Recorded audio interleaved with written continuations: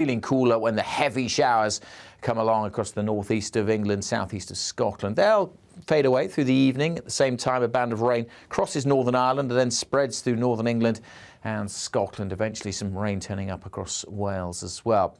By the south and east, most places dry overnight. Temperatures in rural spots may dip down to 9 or 10, but mostly we're looking at 11 to 13 to start the weekend. We'll start with some sunshine across East Anglia in the southeast. There will be this line of rain from Yorkshire across the Midlands down through southeast Wales and into southwest England. That slowly works eastwards, kind of fizzling out as it does so.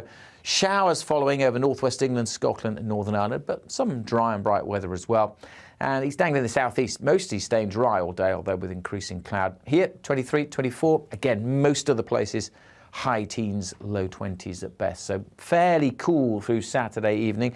Still a few showers around, but overall tending to become a little bit drier as we go through Saturday night and into Sunday. Sunday we'll still see some showers, mostly across the north and the west, but turning drier as we go through next week.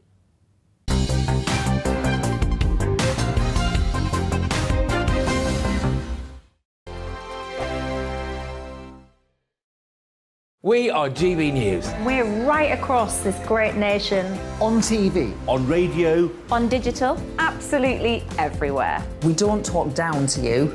We embrace all voices with honest and civilised conversation. We are not part of the establishment. We're one of you. And we're only getting started. Join us on GB News, The People's Channel. Britain's news channel.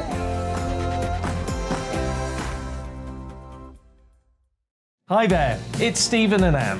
At breakfast from 6 a.m, you'll always be caught up with everything you need to know, the latest headlines, opinions and debates. We'll bring you the good news and the bad, but most of all, we're here for you. Remember, send in your views and let us know what you would like us to talk about. That's because we're your news channel. And every morning at 6 a.m, it's breakfast on GB News.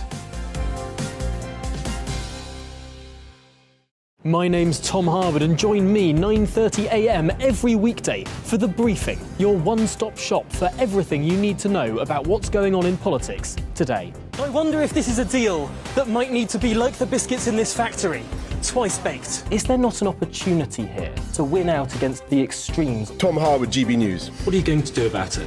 Things should have been done differently, and they certainly are being done differently. Don't miss it. The Briefing with me, Tom Harwood, 9:30 Monday to Friday on GB News. Where would you like to go? Just take me to the studio, please, mate. You know where you're going. I've got a show to do. Friday Night Feast on GB News, 7 p.m. And it's like nothing you've ever seen before. We take a different angle on the week's biggest news stories. The viewers and listeners set me some absolutely mad challenges to do. We tried to rehome a rescue dog. And yes, there's some other wacky stuff in there as well. I feel like I could take on the world. Well, that's that. Friday Night Feast with me, Patrick Christie's, every Friday, 7 till 9 p.m. on GB News. Be there.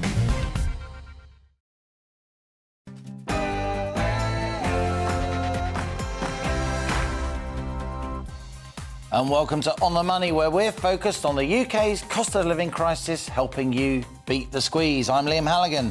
And for the next hour this Friday, we'll be talking about the UK's housing market. The market is slowing as the cost of living squeeze bites, but prices are still rising quite sharply. We're also asking why UK homes are often so badly insulated. And we're talking financial abuse too. I'll explain what that is. And we hear from the man on a mission to create, here in Britain, the perfect electric bike. On the Money, after the GB News headlines with Rhiannon Jones.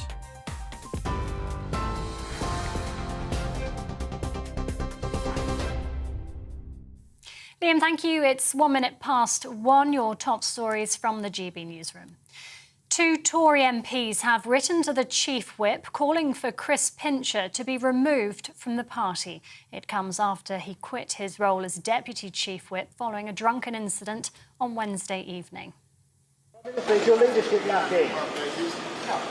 Are you drowning in sleaze? Will you suspend Chris Pincher?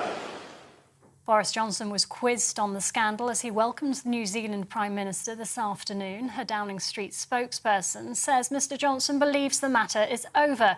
Karen Bradley and Caroline Noakes, the only two Conservative female chairs of select committees, are calling for a zero-tolerance policy on sexual misconduct. Shadow Attorney General Ellie Reeves told GB News this is just the latest in a string of incidents. This is a Conservative government completely mired by sleaze, and it just isn't good enough. Standards in public life have got to be higher than this, and Boris Johnson has got to get a grip of it. Well, Secretary of State for Wales Simon Hart told GB News it shouldn't be used as a party political issue. First reaction with all of this is always one of, sadness, sometimes really rather than anger, because so many people are affected by this. Clearly, massive misjudgments appear on the face of it to have been made, and I think our first priority, rather than turning this into a sort of party political discussion, which it sounded almost dangerously like it was about to be, that we look after the interests of people who've been adversely affected by this. They must be and will remain our absolute first priority. Russian missile strikes have killed at least 19 people in the Ukrainian port city of Odessa. Officials say the attacks destroyed residential buildings and 2 holiday camps. Emergency workers are still looking for survivors. Over 30 people are understood to have been injured in the attack. The Kremlin have denied firing rockets towards civilians. In his daily address, Ukraine's President Volodymyr Zelensky said Moscow's still focusing its firepower in the east of the country. The situation in Donbass remains the harshest. The fire superiority of the occupiers is still felt very much. They simply took everything from their reserves to hit us in the Luhansk region, in the Donetsk region. I'm grateful to everyone who defends our positions in such conditions. It's true heroism. Foreign Secretary Liz Truss says the UK won't rest until Hong Kong has its freedoms back. A warning the following contains flashing images. The comments come as Chinese President Xi Jinping attended celebrations marking 25 years since the UK handed the territory over to China. During the visit, President Xi said the one country, two systems model of ruling Hong Kong works and must continue. It follows recent international criticism of China for increasing its control of Hong Kong and stifling free speech. COVID infections in the UK have gone up by 32% in a week. That's according to the Office for National Statistics. The latest figures show 2.3 million cases were recorded, up by more than 500,000 from the week before. It's the highest estimate since late April, and hospital admissions are also on the increase. Police have released an e-fit image of a sex attacker they're hunting in East London, who they warn may have struck more than once. A 24-year-old woman was subjected to a serious sexual assault on the 3rd of June after a night out in Newham. She described the suspect as being of Asian appearance and possibly in his mid to late 30s. Detectives are urging anyone who thinks they recognise the man to get in touch.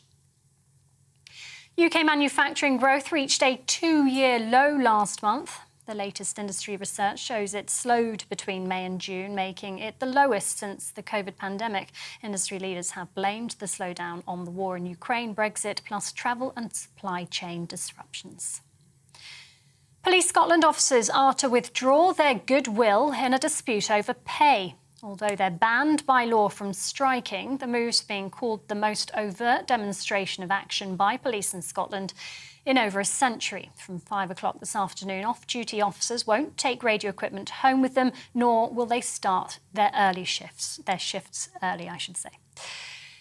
Nurses and pharmacists will now be able to certify sick notes. The move is part of plans to help alleviate pressure on NHS GPs. Other health professionals, including physiotherapists, can also issue the documents, which are now called Fit Notes. The new changes cover England, Scotland and Wales, and Northern Ireland was expected to follow suit. This is GB News. We'll bring you more as it happens. Now, though, it's back to Liam with On the Money.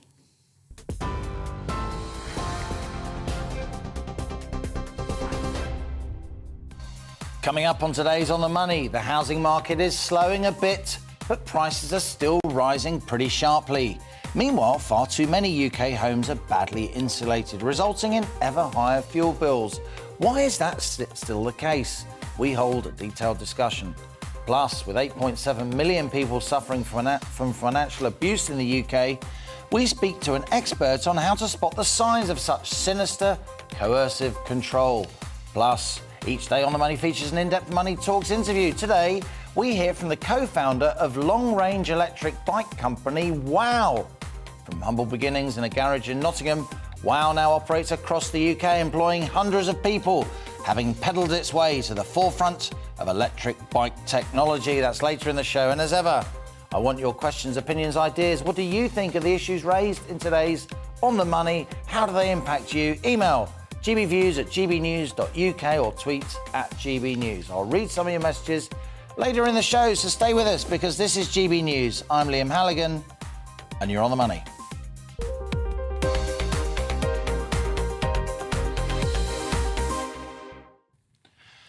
The number of UK house sales fell in May, the latest sign that the red-hot property market is starting to cool. Sales agreed in May were down 13% year-on-year, according to figures from Zoopla, published today. Annual house price gains have slowed across the UK, according to the Nationwide, for the third month in a row, as the weakening economy, cost of living squeeze and rising interest rates start to impact the property market. House prices are still rising quite sharply, though. While they were up 11.2% during the year to June, house prices still rose by 7.7% in May. The media obsesses about house prices, of course, ignoring the fact that millions of hard-working families have little chance of buying their own home. And all kinds of other housing issues are consistently ignored. One, that millions of families struggling with the cost of living crisis are having to pay hundreds of pounds extra on heating bills because their homes are so energy inefficient. That's according to analysis by the Local Government Association, which represents 350 councils across England and Wales. New research from the LGA found that 3 million households in fuel poverty are paying an extra £250 a year on average on their utility bills, as heat's wasted through walls, roofs and windows of poorly insulated homes. The LGA wants a redoubling of efforts to insulate all fuel-poor homes, joining the growing chorus of calls for more government action to make homes more energy efficient. Better insulated housing would clearly reduce demand for gas and other fuels, saving on bills and helping with broader UK energy security. So why isn't it happening? And that's our On The Money question today. Why are British homes so badly insulated?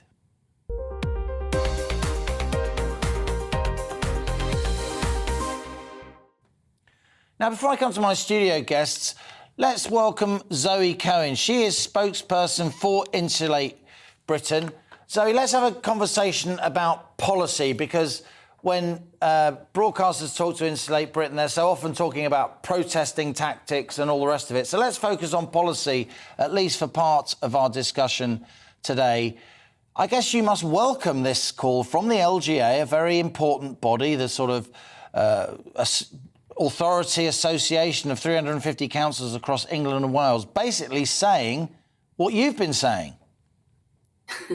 Hi, Liam. Thanks for having me on. Well, absolutely. And it matches the call out from Chris Stark, the Chief Executive of the Committee on Climate Change, only a couple of days ago, saying that it is scandalous that we're still building completely unsuitable properties in this country. Over 1 million homes have been built in the full knowledge that they are completely unsuitable. So all of those homeowners who've scrimped and saved, it's increasingly hard, isn't it, to have any prospect of owning your own home, and you buy a property and it's totally unsuitable. It's going to cost you a fortune in energy bills, and it'll need a huge amount of work to actually make it fit for the future. It's totally outrageous. And I know you're really passionate about housing as well, aren't you, Liam? I am indeed, and I agree with you that far too many new homes are built here in the UK on floodplains. Far too many homes are built in the UK with, ridiculous amounts of insulation, extremely inadequate amounts of insulation. Far too many homes are built in the UK which are pretty dodgy when it comes to standards and quality. Why, Zoe Cohen? Why? Well, it would be wonderful if you and your colleagues at GB News could have joined the call with us. Myself and colleagues in Insulate Britain were calling for a real proportionate government response of a national programme, rapid national programme to insulate and retrofit all social housing by 2025 and all the rest of British houses by 2030. Wouldn't it have been good if they just got on with it? But unfortunately, instead of that, your colleagues here on GB News vilified us and screamed for us to be locked up. Even some of them called for or incited violence against us. And in fact, there are 2 of our supporters in prison right now for demanding the most reasonable thing that you yourself sound like you support, Liam. Let's not have a sort of culture wars discussion, Zoe. Give me some respect. I'm a housing expert. I'm trying to have a proper grown-up discussion with you. So let me ask you Liam, again. I would love a proper grown-up discussion. Let me ask you again in the few minutes that remain. Let me ask you again why you think so many private sector companies are building homes that are substandard in so many ways. Let's not talk about, more government spending for 5 seconds. Let's ask why commercial house builders are producing homes with so little insulation that are often so shoddy. It's a fantastic question, Liam, and I do want a grown-up discussion. One of the big reasons is David Cameron doing what he called out. He called out for getting all of the green crap, getting rid of all the green crap. And as a result of that, many things happened. The level of insulation of British homes plummeted from 2013 and it's never come back. It's never resumed to previous levels. And also, all the Conservatives in government in 2015 all voted down the green homes legislation, the zero carbon homes legislation, which would have meant that we would have had much better homes built since 2015. And that's why we've got 1 million plus homes substandard being built right now. The legislation is really weak. The government are talking about having future home standard by 2025. It's too weak and it's too late. And this is partly because of lobbying, because all of these house building companies pay the government and lobby them, don't they?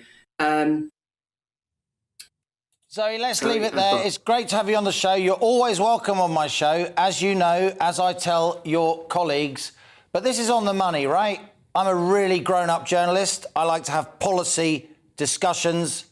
I'll see you next time. I'd love to come back, Liam. Let's bring in my expert panel of people who really know their stuff. And before we bring in Freddie Poser of Price Down and indeed Vicky Price on the Money regular, I just want to apologise to you and to viewers. This is daytime television for a word that Zoe Cohen just used there. A word indeed that had previously been used by a Prime Minister. But anyway, we work within the rules here at GB News.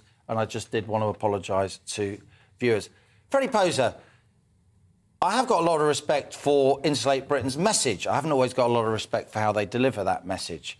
I think you have too when it comes to insulating homes, right? Absolutely. People deserve a safe, affordable and high-quality place to live. We shouldn't have to lower our standards in this country. We should be demanding better homes.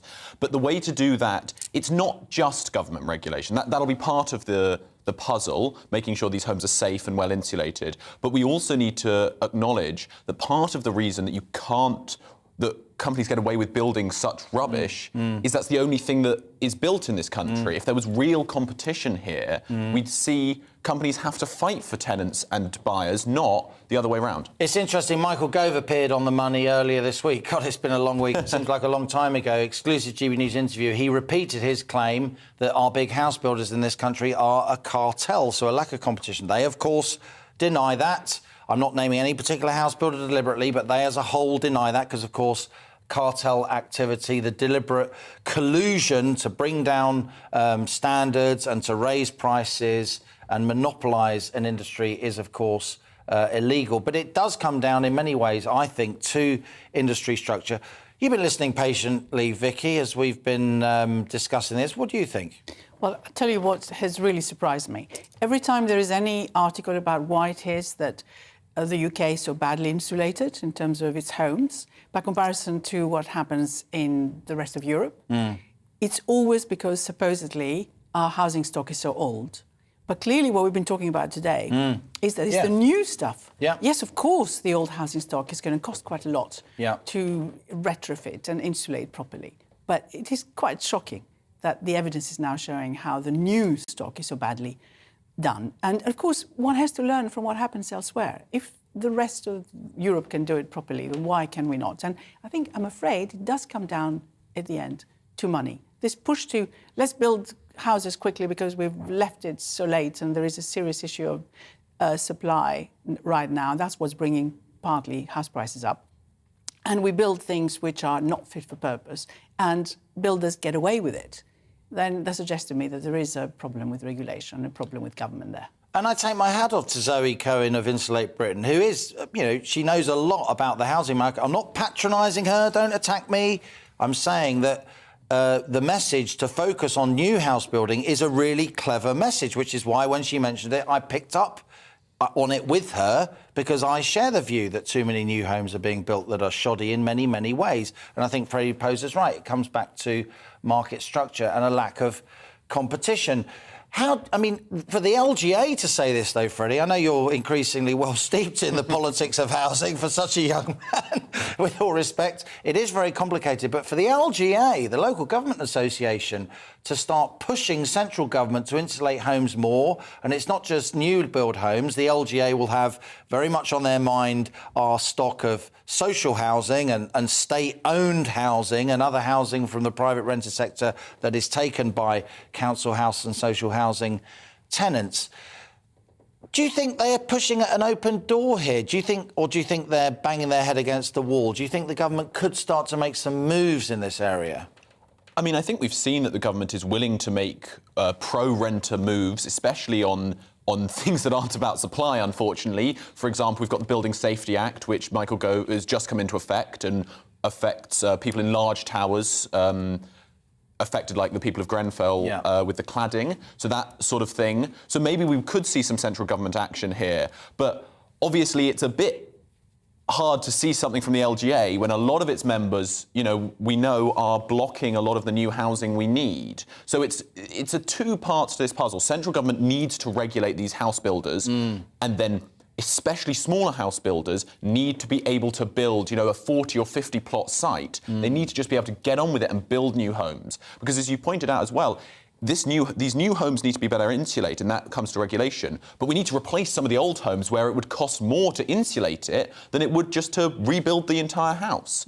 We shouldn't be putting up with all of our stock having been built in the 30s when we know we can do better than this with a combination of new supply and better regulation.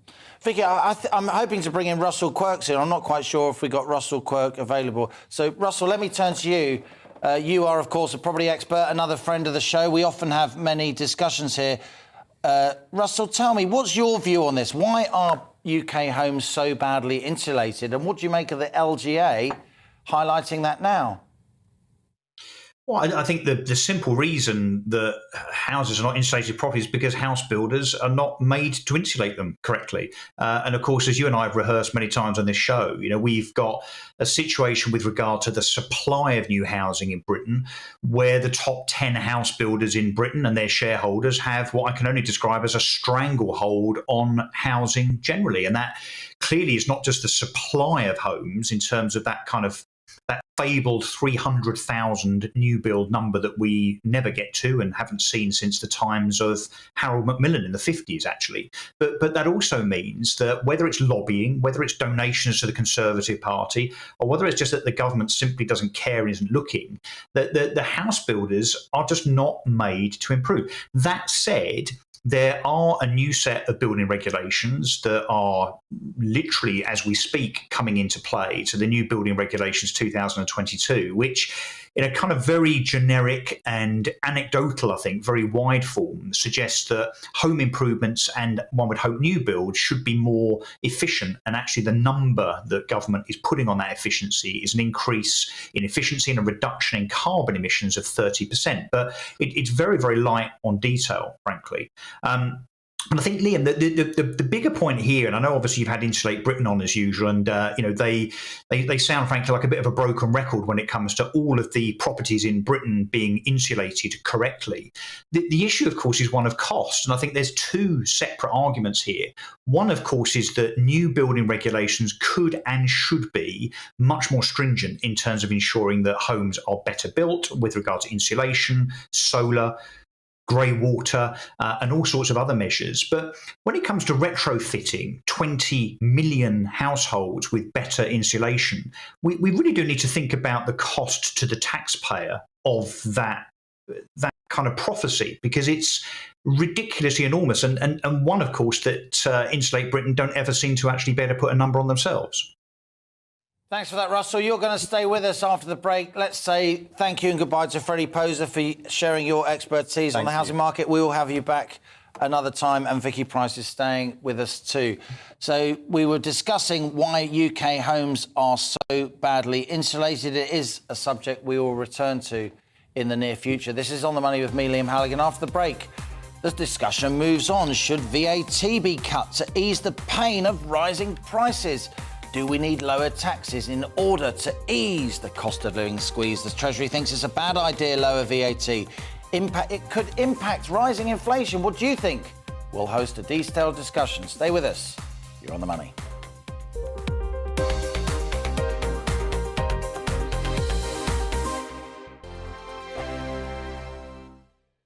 We are GB News. We're right across this great nation. On TV. On radio. On digital. Absolutely everywhere. We don't talk down to you. We embrace all voices with honest and civilised conversation. We are not part of the establishment. We're one of you. And we're only getting started. Join us on GB News, The People's Channel. Britain's news channel.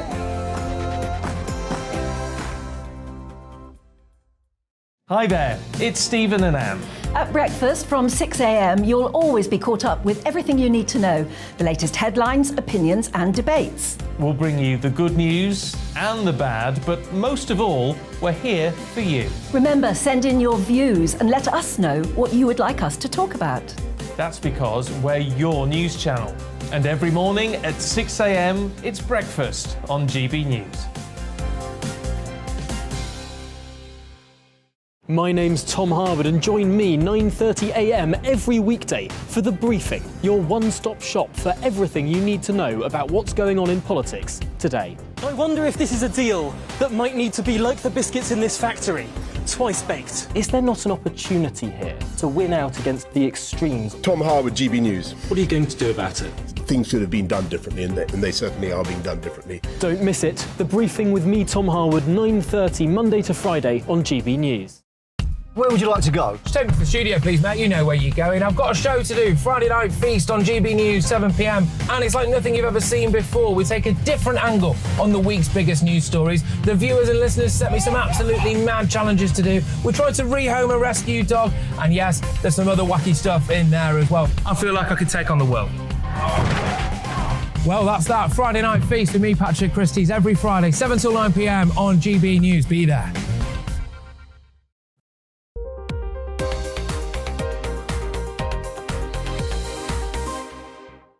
And welcome back. It's 1:24 and you're on the money. Now, household incomes have fallen for a fourth consecutive quarter. That's according to official data released today.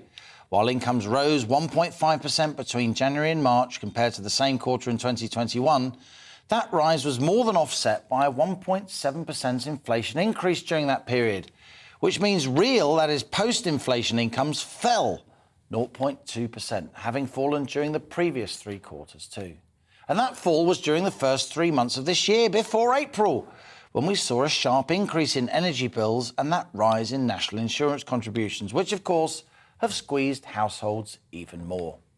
Little wonder, then, that consumer spending slumped along with the broader economy. There are now widespread fears Britain could enter recession. That is, the economy shrinking over a sustained 6-month period, 2 successive quarters, as we say, of negative GDP growth. And that's why some in government, including in number 10, are now pressuring Chancellor Rishi Sunak to slash VAT across the board, implementing an emergency cut from 20% to, say, 17.5%. Bad idea, says the Treasury. Too expensive. And by boosting demand too much, it could make inflation worse. So what's the story here? Should VAT be cut to ease the pain of rising prices? We're still with property expert Russell Quirk, who takes a very keen interest in these matters, and, of course, Vicky Price, Chief Economics Advisor at the Centre for Economic and Business Research. Vicky, let's start with you. As I often point out here on The Money, you used to help to run the government's economic service. You're a very, very senior civil servant at the heart of policy making for many years. Number 10 are basically briefing journalists that they want VAT to be cut, and the Chancellor is refusing. What's going on? OK, from a political viewpoint, of course, the opposition parties have already been calling for a VAT cut. So I think he's doing catch-up and taking away some, Boris Johnson, taking away some of their firepower, if you like. But of course, the Chancellor will always be wondering about how much it's going to cost, and it's going to be in the tens of billions, without any doubt, if he were to do that, depending, if of course, on how much... If we went from, say, 20 back to 17.5, yeah. I think I was looking at some tables today... About 18 billion. About 18 billion pounds, which is considerable. No, it is considerable. There's no doubt about that. But I was working for the government when the VAT was reduced, of course, at the time of the financial crisis, by 2.5%. So that was Alistair Darling. He reduced it from 17.5 to 15%, didn't he? Yes, yeah. 1.5. Yeah. I think. No, it was 17.5 to 15%. That was in 2008, and then Osborne took it back up to 20%. Absolutely. So 3 points up afterwards, which of course made sense in a way because we were just embarking in a sort of growth again, and we took away quite a lot of pain for the short period, and then of course we introduced a bit more pain, and we had austerity. But doesn't it make sense now? I mean, surely the economy needs boosters. We're potentially entering recession combined with inflation. You could argue that that is indeed what's needed, because there's no other way in which a monetary authority is going to really impact on reducing inflation, except possibly by just stopping the economy from growing completely, which is what they think is going to happen anyway, with boosting interest rates as they're doing right now, raising the quite significantly, and probably a lot more in the months to come. So the way to do it would be through some fiscal intervention, and that fiscal intervention is possibly reducing VAT. It's happening in other countries where they give direct support to consumers, because that's the only way you can bring prices down, because after all it is a global issue. Germany, for example, which just saw in the latest data, which came out for June, which just came out yesterday or today even, inflation went down a little bit. I mean, not hugely, but a little bit. It's still above 7%. But it came down in June, mainly because of a temporary cut in some of the costs that consumers have, which has been universal. See, this I can't get my head around. The Treasury are telling us that a VAT cut, which effectively lowers prices, would be inflationary, because they're saying if you boost demand, because the supply side of the economy can't respond, that will push up prices more. Russell Quirk, I talked to a lot of businesses on this show. We had many small businesses on just a couple of days ago talking about how they're getting on with rising national insurance contributions, with increasing costs in the supply chain, with an increasing wage bill. Businesses, it seems to me, are screaming for a lower rate of VAT. What do you think?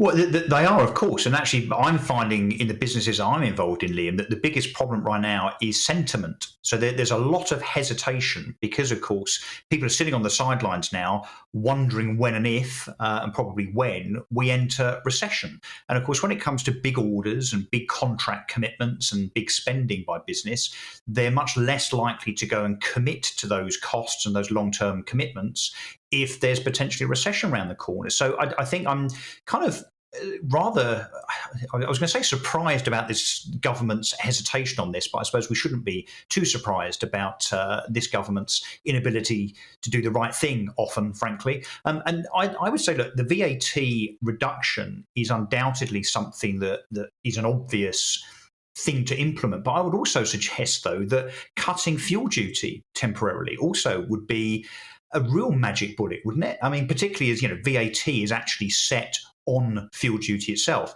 If we were to take away that 54 pence fuel duty just for a number of months, then that wouldn't just ease the burden that the consumer has in terms of filling their tank, but of course it would be reflected in all consumer prices in terms of food and retail and so on. So surely that's the right thing to do. I simply don't buy this thing that there's not enough money when we've just thrown £300 or £400 billion at trying to get out of the pandemic.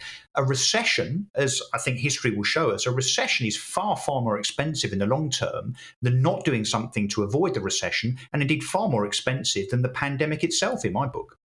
There are different ways to stimulate economies, aren't they, if the interest rate channel is spent, and interest rates, of course, are heading up. You can either borrow and spend more money, or you can cut taxes. Think what the government could do. Businesses at the moment, they've just had that rise in national insurance contributions. As things stand, corporation tax set to go up from 19 to 25% next year. Surely that can't go ahead. The government could cut VAT. They could cut VAT on fuel bills. They could lower fuel duty at the pumps when we buy our petrol and diesel, as you say, Russell. Vicky Price, might it be just raw politics? I know you don't like talking much about politics, but you're an extremely experienced person in British public life and policy making. Might it be that Rishi Sunak doesn't want to do the VAT cut now, doesn't want to do the tax cuts now? He wants to wait till Boris Johnson's gone. Am I being too cynical? Well, so he gets the credit. You're never too anything, Liam. I think you may have a point, but we have to bear in mind that this is what normally happens. Number 10 wants something or doesn't want something. The Chancellor wants something, so doesn't want to do it. So what tends to happen is that after a while, the Chancellor gives in. Yeah.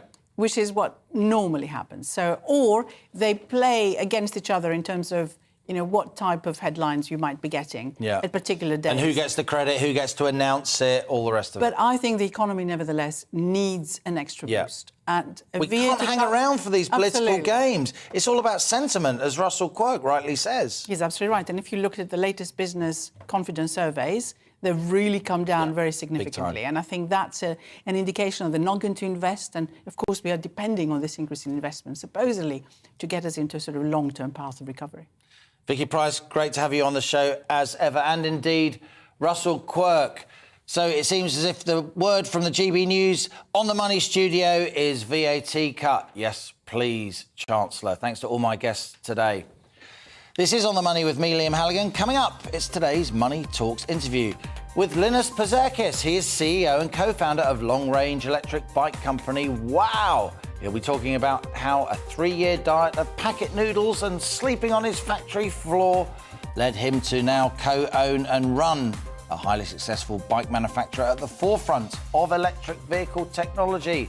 That's all for the GB News headlines with Rhiannon Jones.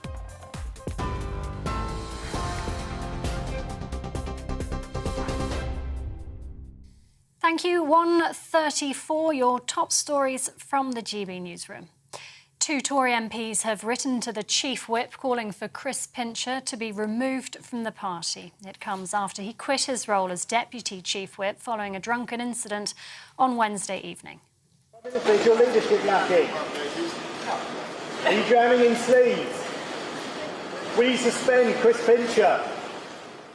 Boris Johnson was quizzed on the scandal as he welcomed the New Zealand Prime Minister this afternoon. A Downing Street spokesperson says Mr Johnson believes the matter is over. However, Karen Bradley and Caroline Noakes, the only 2 Conservative female chairs of select committees, are calling for a zero-tolerance policy on sexual misconduct. COVID infections in the UK have gone up by 32% in a week, according to the Office for National Statistics. The latest figures show 2.3 million cases were recorded, up by more than 500,000 from the week before. It's the highest estimate since late April, and hospital admissions are also on the increase. Russian missile strikes overnight have killed at least 19 people in the Ukrainian port city of Odessa. Officials say the attacks destroyed residential buildings and 2 holiday camps. Emergency workers are still looking for survivors. Over 30 people are understood to have been injured. The Kremlin have denied firing rockets at civilians. A warning: the following footage contains flashing images. Foreign Secretary Liz Truss says the UK won't rest until Hong Kong has its freedoms back. That as the Chinese President Xi Jinping visited the territory. Hong Kong's marking 25 years since Britain returned the region to China. President Xi has insisted the one country, two systems model of ruling works and must continue. It follows recent international criticism of China for increasing its control of Hong Kong and stifling free speech. TV online and DAB+ radio, this is GB News.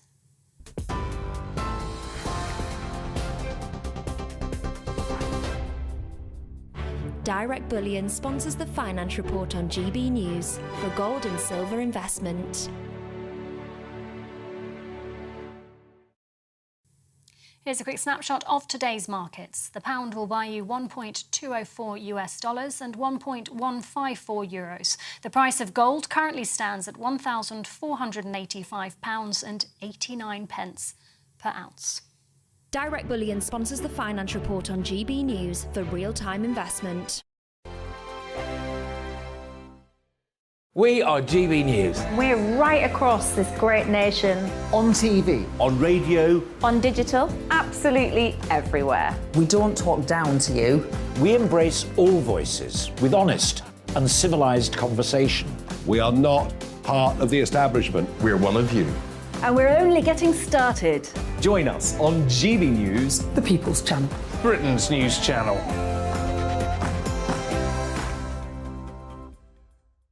Hi there, it's Stephen and Anne. At breakfast from 6 a.m, you'll always be caught up with everything you need to know, the latest headlines, opinions and debates. We'll bring you the good news and the bad, but most of all, we're here for you. Remember, send in your views and let us know what you would like us to talk about. That's because we're your news channel. And every morning at 6 a.m, it's breakfast on GB News.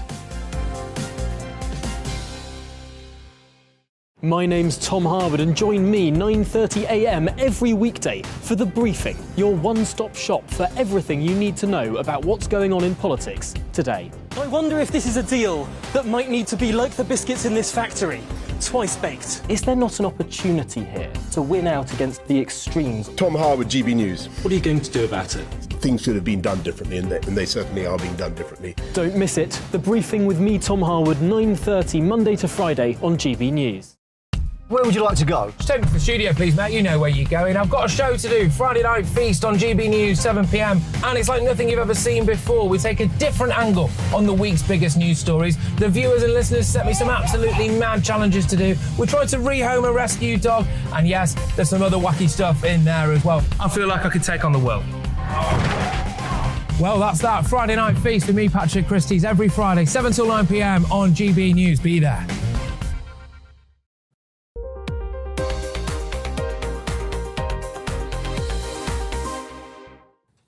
And welcome back. It's 1:38. Now, here at On the Money, we cover economics, business and consumer news with financial analysts, politicians and entrepreneurs. But we always remember how money impacts everyday lives across the country, especially when money is used to harm other people. Financial abuse happens when money is used to control someone else. And shockingly, 1 in 5 women and 1 in 7 men have suffered from some form of financial abuse, typically at the hands of their partner. And that's according to the Financial Conduct Authority. But how do you spot the signs? Well, here to tell us more, it's Michelle Hoskin. She's founder and director of Standards International, a coaching organisation within the field of financial services. And she specialises in helping financial planners spot financial abuse. Michelle, good to have you on the show. You are welcome. 1 in 5 women, 1 in 7 men, that's pretty widespread. Yeah, it certainly is. And actually, depending on the group and the survey that's actually being conducted, you know, some of the stats are actually, it's greater than that. I mean, in some cases, it's 1 in 4. And in other cases, it's, you know, for the females and then 1 in 5 in males. And it's really where it exists in an intimate relationship. And it's you know, most of the cases of coercive control and financial abuse, you know, 35% of the cases that we're seeing today have come about as a result of COVID, due to sort of general money concerns and, you know, and intimate relations being, you know, forced together at home. I mean, when people cohabit, you know, inevitably one person ends up earning more than another, however childcare is shared, if there are children or not, and obviously patterns of childcare have changed enormously since I was a kid, when, you know, men generally did no childcare. But where does people having strong views about how we spend money and just honest differences of opinion, you know, I want a new kitchen, I want a new car, we have to make a decision. Where does proper discussion, grown-up discussion, financial realism end and financial abuse begin? Yeah, I think it's a very interesting question, Liam, to be fair. And I think the way that I would describe it is it's where the motive moves from being caring to controlling. And financial abuse and economic abuse, also positioned as financial harm and economic harm, is often a coercive behaviour. So it's effectively where money and economic resources are used to control. So I think it's the reason behind it. So there is, you're right, a natural, you know, I want to take care of my family, whether I'm male or female, you know, and, you know, I want to make sure that they're provided for, and I'm going to sort of keep everybody, you know, happy and the household running. I think it's when the purpose behind that moves from care to control, and that's when it starts to all go very, very, very wrong. Do you see, in your experience, Michelle, financial abuse happening more among lower income families or higher income families? Well, again, there's so much more research and so much more investigation into this whole area. And obviously, you know, I tend to deal with financial planners, financial advisors, lawyers who operate in this space in terms of supporting their clients, the consumers. And I read a report only this weekend that actually said, you know, that females who have more economic power are more likely to be a victim of financial abuse. And in simple terms, you know, when and many of you have seen, you know, those watching have seen the sort of the HSBC, you know, campaigns that are on billboards, you know, and it's the man's fingers, you know, almost controlling the female, and it's, you know, they control your finances, they control you. So if it is, I mean, it can be in low income. Financial abuse, actually, it doesn't discriminate in any way, shape or form. You know, it can impact, you know, higher wealth individuals, the lower wealth sector. I mean, it really doesn't. It doesn't actually care. It's literally just rife. So you've set up a business, a consultancy, and you advise financial planners. Obviously, financial planners get really intimately involved in the finances of a particular household. So what can financial planners do about it? And I ask you this with all respect, Michelle, and it's a serious question. Is it any of their business? Oh gosh, yeah. I think we all have a duty of care, whether we are financial planners, financial advisors, professional business advisors. I mean, and even, you know, people, you know, who look after families, right? You know, and just humans. We all have a duty of care, I think, to look out for and, you know, spot any, I suppose, fall in behaviours or any mental ill health, or just where people are just not okay. I think we've all got a duty of care to do that. I think financial advisors, it's not necessarily about, you know, should they care. I think it's the fact that they are probably the only professional in a person's life that can talk about money as openly as they do without raising any concern. Or raising, you know, well, that's a bit odd that you've asked us about that, or, you know, why would you be asking about that? Because they're going to be in the perfect position to have these deep and intimate relations with their clients and ask questions around their relationship with money and how their environment effectively is maybe controlled in the regards to money. Michelle Hoskin, I've enjoyed that interview. It's a really important area, and I think it's been long neglected, long overlooked. And thanks a lot for coming on the show. Michelle Hoskin's there talking about financial abuse and the use of money to control and be coercive. She is from Standards International. It's time now for my daily interview series, Money Talks. Now, earlier this week, we briefly spoke to Linus Pazerkis. He's co-founder and CEO of WOW, spelt W-A-U, a company selling long-range electric bikes. Headquartered in Birmingham, WOW was set up in 2018 after Linus and his team conducted extensive market research among avid cyclists to find out what makes the perfect electric bike. Effortless repair, affordability, long-range capabilities, they're listed in most riders' must-haves. And today's WOW bikes also boast a 100-mile range, and they keep prices down by avoiding high street markup, going direct to their consumers. Starting from a humble Beeston garage in Nottingham, Linus now runs from a sizable manufacturing plant, but the journey has been challenging to say the least. To get the business up and running, he and his co-founders invested all their savings, worked over 100-hour weeks and slept on their factory floor.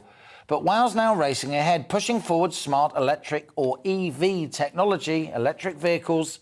Having heard from Linus earlier this week, we wanted to know more about his story. So here he is, Linus Pazerkis of WOW Bikes. He is my latest guest on Money Talks.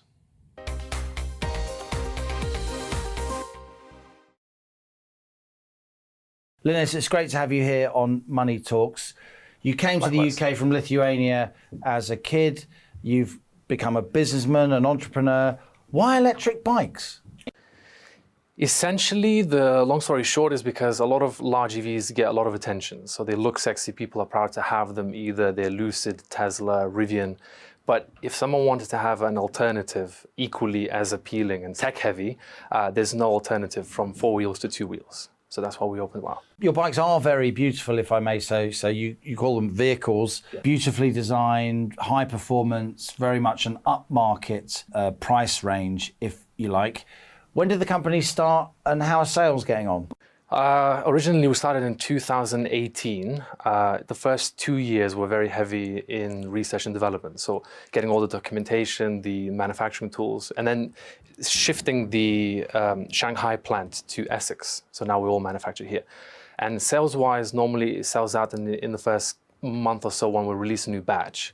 And then essentially what Tesla has most of the customers are in the pre-order phase. So when you place an order, you go into a queue of pre-orders and then we try to catch up to fulfill. So meeting the demand is one of the biggest challenges we have. What made you move the manufacturing from Shanghai to Essex? Most people would think, surely everyone's moving manufacturing in the other direction.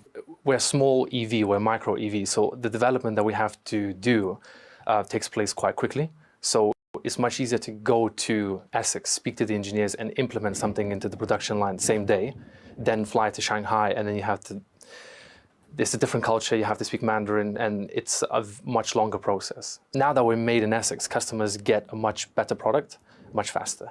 How's it been in terms of finding the right people to implement your vision here in the UK in terms of engineers? A lot of British people, they're a bit down on, we used to be the workshop of the world. Manufacturing's useless. Actually, we are a top 10 global manufacturer still, as you well know, and you are adding to that manufacturing heritage. Could you find the right people in terms of skills? Could you find the right people in terms of youngsters with the determination and grit to help you implement your business plan? You described it very well. That's the reason why we moved also from Nottingham to Birmingham, because the talent pool is much larger. But we're hired daily. So the volume of people, we keep hiring more and more. And I think because there's not that much competition in manufacturing, you get people that are very hungry, that want to make an impact. And if they know they're part of a tech company that's growing really quickly, they generally get really excited to join. But there's not that much competition. So for them, we are one of the very few that do really exciting things within the tech space and EVs, like a crossover of both. And they do tend to join quite quickly. Tell us about the manufacturing process. I presume it's not a production line. I'm presuming it's a much more bespoke manufacturing methodology than that, more artisan skills as opposed to mass production skills.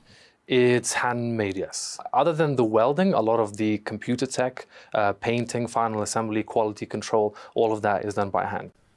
What's the price range roughly for your bikes, Linus? It starts from 1,800 for the entry level, and for the top flagship, it's 2,500 and then accessories. That's quite a lot of money. How have sales been during this cost of living crisis? It's been on an increase because of diesel and petrol. It costs a lot more, and we find ourselves as an alternative to cars and even larger EVs, which is essentially a smaller EV.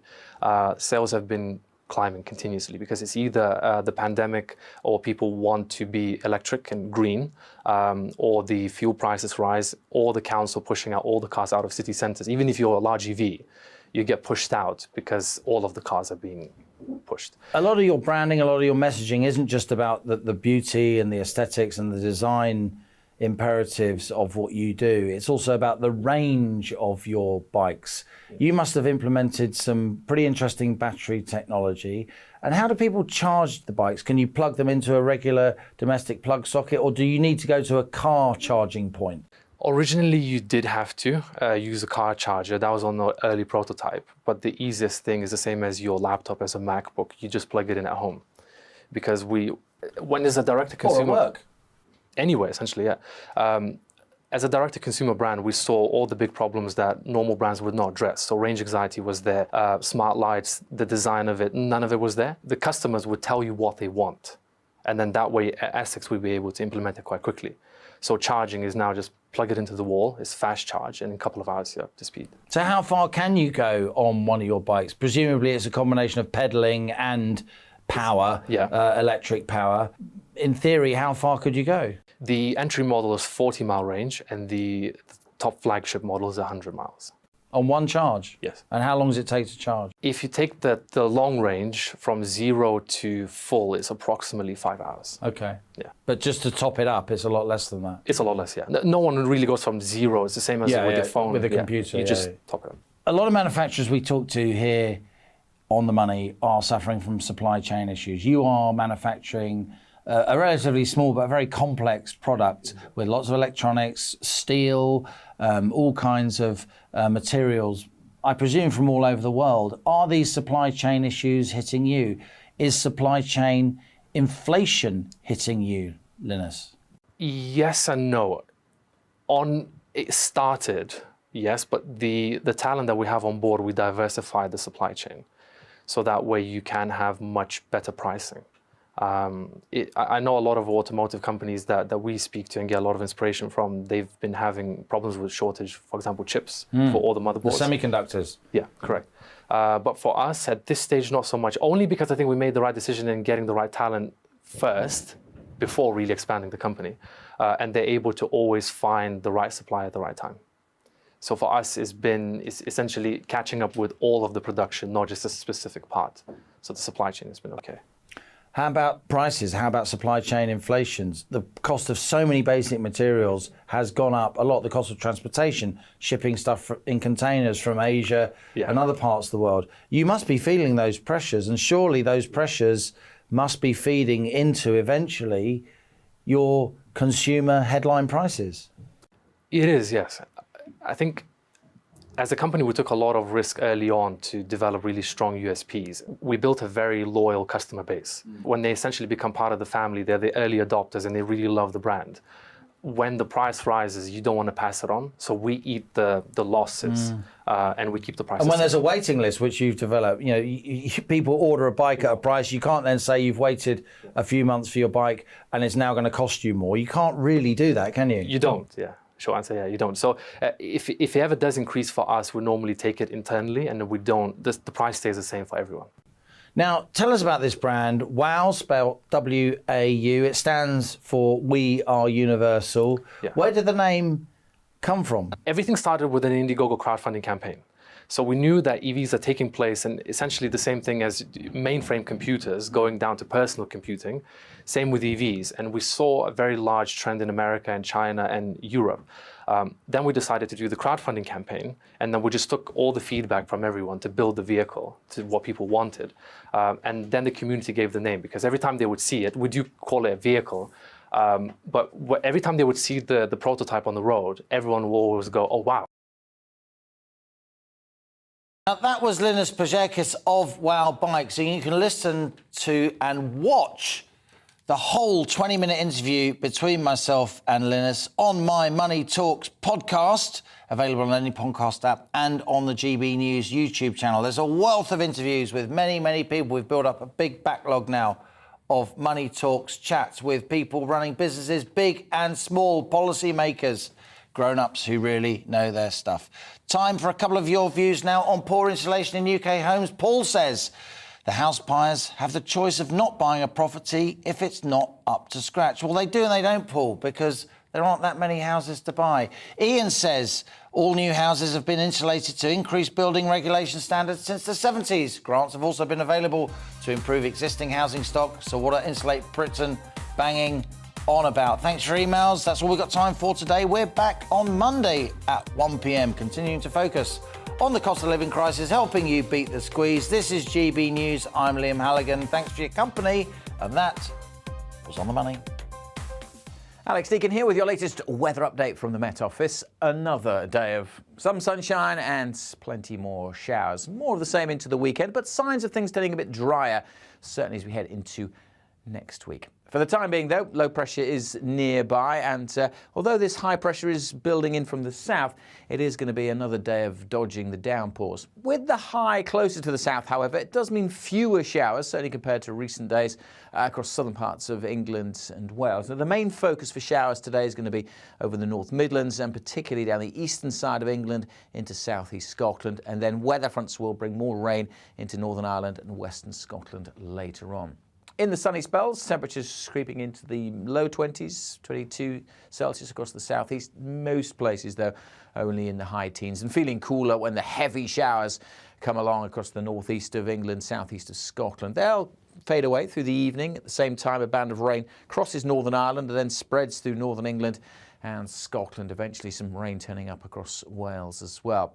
By the south and east, most places dry overnight. Temperatures in rural spots may dip down to 9 or 10, but mostly we're looking at 11 to 13 to start the weekend. We'll start with some sunshine across East Anglia in the southeast. There will be this line of rain from Yorkshire across the Midlands down through southeast Wales and into southwest England. That slowly works eastwards, kind of fizzling out as it does so.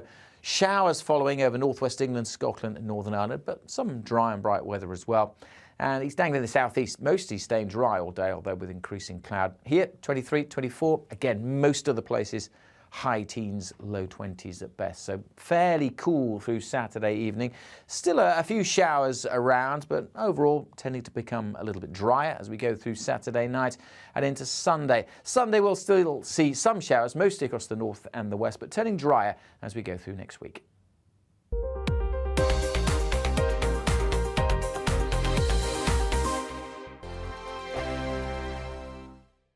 We are GB News. We're right across this great nation.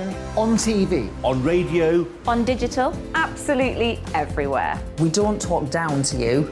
We embrace all voices with honest and civilised conversation. We are not part of the establishment. We're one of you. And we're only getting started. Join us on GB News, The People's Channel. Britain's news channel.